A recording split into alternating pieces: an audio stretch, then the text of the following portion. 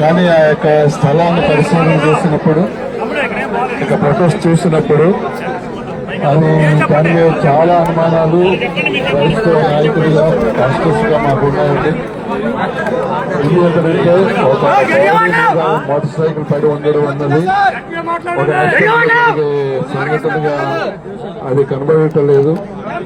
ఒకవేళ ముందుగానే హత్య చేసి ఆ తర్వాత అతన్ని అక్కడ పడవేసి దానిపై మోటార్ సైకిల్ పెట్టేదేమో అని అనిపిస్తుంది. ఈ విషయంలో పోలీసు అధికారులకి మా విన్నపం తెలియపరచడం జరిగింది. ఈ విధాన్ని గవర్నర్ ఎస్పీ గారు ఈ మాతో ఉండడం అది నిజంగా ఆశించదగినది. అదేవిధంగా ఎమ్మెల్యే గారు మాతో ఉండడం ఆశించదగినది. ఇక దీన్ని మేము ఒకటి కోరుకుంటూ ఉన్నాం, ఈ యొక్క విషయంలో ఇన్వెస్టిగేషన్ చాలా లోతుగా జరిగించాలని మేము కోరుతూ ఉన్నాం. ఆ తర్వాత క్రైస్తవ నాయకులుగా మేమందరూ ఇప్పుడే మాట్లాడుకున్నాం. ఈ యొక్క మేము కోరుకుంటూ ఉన్నాం. ఏం చేస్తున్నారంటే ఇది జరిగిన సంఘటన ఒక సామాన్యమైన వ్యక్తికి జరిగినది కాదండి. ఇంటర్నేషనల్ ప్రామినెంట్ ఫిగర్ అయిన మత బోధకుడు, ఎవాంజలిస్ట్, ఆయనకి అనేక మంది ఫాలోవర్స్ ఉన్నారు. సూటిగా మాట్లాడే వ్యక్తి. మరి ఈ విధంగా ఈ యొక్క వ్యక్తికి ఈ విధంగా జరుగుతూ ఉంది అని అంటే మొట్టమొదటిగా క్రైస్తవాలకు, క్రైస్తవ నాయకులకు, పాస్టర్స్ కి ఎక్కడ సెక్యూరిటీ ఉంది అని మేము ఆలోచిస్తూ ఉన్నాం. రాబోయే దినాల్లో ఇది చాలా భయంకరంగా మారిపోయే పరిస్థితి కనబడుతూ ఉంది. ఒక మతం గురించి నేను మాట్లాడడం లేదు, కానీ ఒక మతంపై వారికి తోచిన విధముగా రెచ్చగొట్టే ప్రసంగాలు చేసే వారిని దయచేసి గమనించాలని పోలీస్ శాఖ వారిని మేము ఈ యొక్క దినాన్ని కోరుతూ ఉన్నాం.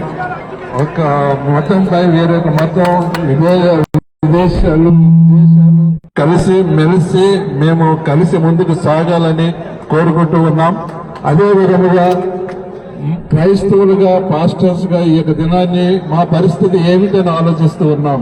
ఈ దినాన్ని ఒక బైబిల్ పెట్టుకుని మేము నడవగలమా, కలిసి వెళ్ళగలమా, ఎక్కడ సెక్యూరిటీ ఉంది అని ఈ దినాన్ని మేము ఆలోచిస్తూ ఉన్నాం. కనుక మాకందరికీ ఒక భరోసా ఇవ్వడానికి ప్రభుత్వం వారు తగిన చర్య తీసుకోవాలని ఈ దినాన్ని ఎస్పీ గారిని, ఎమ్మెల్యే గారిని మేము కోరుకుంటూ ఉన్నాం. సార్, ఈ దినాన్ని నాయకులుగా మేమందరం కోరుకునేది ఈ యొక్క ఇష్యూని దయచేసి మీ మీద మాకు నమ్మకం ఉంది, సమగ్ర ఇన్వెస్టిగేషన్ మీరు చేస్తారు. మా అందరి యొక్క సాటిస్ఫాక్షన్ నిమిత్తము దయచేసి ఈ ఇష్యూని మీరు సీఎం గారితో మాట్లాడి సిఐడికి అప్పగించాలని ఈ దినాన్ని ఇక్కడ ఉన్న అనేకమైన విభాగాల తరఫున, క్రైస్తవ నాయకుల తరఫున మేము కోరుకుంటూ ఉన్నాం. మీకు ఎమ్మెల్యే గారు thank you very much sir. మీరు ఒక దీక్షలో ఉన్నప్పటికీ కూడా క్రైస్తవ నాయకులను మీరు గౌరవించి ఇక్కడ రావడం నిజంగా ఇది సంతోషకరమైన విషయం. కనుక దయచేసి ఈ ఇష్యూని దయచేసి హోమ్ మినిస్టర్ గారికి, సీఎం గారికి తెలియపరచండి. మేము కూడా అక్కడికి వస్తాం. మీరు మాకు అటువంటి అనుమతి ఏర్పాట్లు మీరు చేయగలిగితే.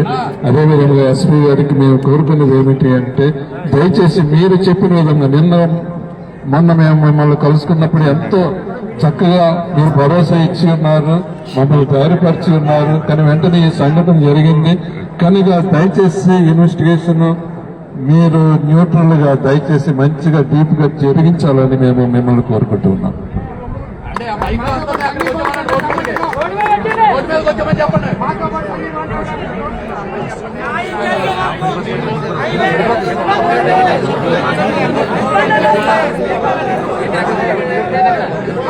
మత ప్రచారకులకు కి అందరికీ కూడా నమస్కారం. మత ప్రచారకులు వారి యొక్క విశ్వాసాన్ని కోల్పోవాల్సిన అవసరం లేదు, పడాల్సిన అవసరం లేదు. ప్రభుత్వంలో తప్పకుండా మీకు రక్షణ ఇచ్చే విధంగా మా కార్యక్రమం ఉంటుందని మీకు హామీ ఇస్తా ఉన్నాం. ఏదైతే ఇన్వెస్టిగేషన్ ఉందో ట్రాన్స్పరెంట్ గా ఏదైతే మీరు ఆలోచిస్తా ఉన్నారో మనం అందరం కూడా అది యాక్సిడెంట్ అని ముందు అనుకున్నాం, కానీ ఇంకా మనం అందరం కూడా సస్పీషియస్ గా ఇంకేదైనా జరిగి ఉందన్నది మనలోనే ఉన్న అనుమానం. ఆ అనుమానాన్ని కూడా దృష్టిలో పెట్టుకుని ఇన్వెస్టిగేషన్ జరుగుతుందని కూడా మీకు స్పష్టమైన హామీ ఇస్తా ఉన్నాం. ఆ కోణంలోనే ఇప్పటికే ఎస్పీ గారు బృందాల్ని వేయడం జరిగింది. ఇన్వెస్టిగేషన్ జరుగుతా ఉంది, కేసు కట్టడం జరిగింది. గౌరవ సీఎం గారు కూడా ఏం జరుగుతా ఉందన్నది కూడా నిన్నటి నుంచి సీఎంఓ కూడా అడుగుతా ఉన్నారు. ఇప్పుడు కూడా మాట్లాడాం. సీఎం గారిని కూడా దానిపైన మాట్లాడాల్సిన అవసరం ఉందని కూడా ఆయన దృష్టికి తీసుకెళ్లడం కూడా జరిగింది. రాష్ట్రంలో చాలా ప్రశాంతమైన వాతావరణం, ఎవరికి వారు మత ప్రచారాలు చేసుకుంటారు, ఒకరిపైన ఒకరికి గౌరవం ఉండాల్సిన అవసరం ఉంది. అదే జరుగుతా ఉంది ఈ రోజు వరకు కూడా. కూటమి ప్రభుత్వం వచ్చిన తర్వాత విశ్వాసాన్ని పెరిగే విధంగా చేద్దాం.